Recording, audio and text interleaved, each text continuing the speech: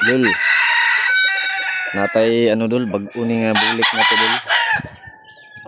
Pag umbulik ba, imo na to katihan kasi ano, maganda yung kaliskis niya dito mga idol. Ano to, sa kuhan ko lang to, kakilala ko sa ano, kabilang baryo. Kinuha ko siya idol kasi nagagandahan ako sa kanyang kaliskis, kasi siya ay ano, nagbibinta talaga siya ng ano, labuyo. Kasi ang gamit niya kasi doon, nagano siya, nagsisilo siya, yung gamit niya na ano dito niya, nasilo. Kaya na ano ko, sayangan man ko, ako lang sig palit, di baligya man ni, bininta lang niya sa akin to sa ano, 500. Binili ko na lang din kasi maganda yung kaliskis niya mga idol, may mga buo, kabilaan yung buo niya mga idol. Ayan, papakita ko sa inyo mga idol yung kaliskis niya. Yan o, lugon na kasi idol. Gagawin ko siyang pangati kasi maganda yung kaliskis niya, may buo, kabilaan yung paa niya may buo. Yan, ipakita ko sa inyo mga idol.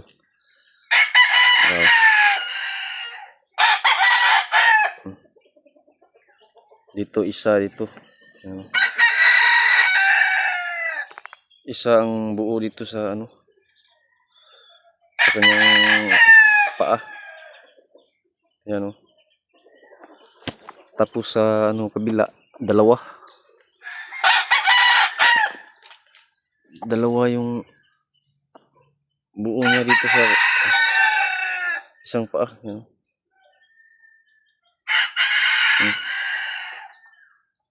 Isa. Kaya na ano ako, nagka-interest ako ba, kasi yung pangatiros din yun, pangatiros siya. Tapos ano, gaano din siya, ga silo ba, ga pamitik, bitik. Nahuli to sa ano niya, sa bitag lang to nahuli niya.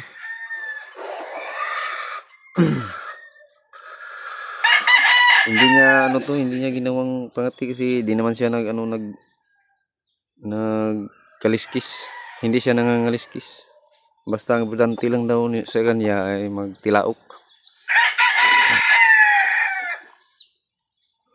Kaya ano, binigay niya ko sa akin sa halagang 500 lang. Buo niya.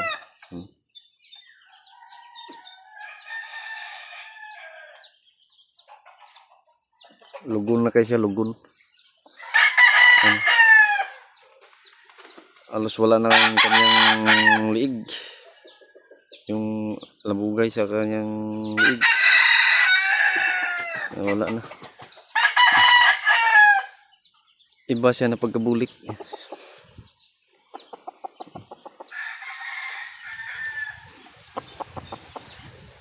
Try, susubukan ko to sa ano, Sunday. Baka makahuli to kasi magandang kaliskis.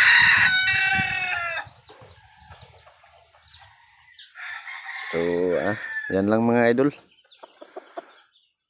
Salamat.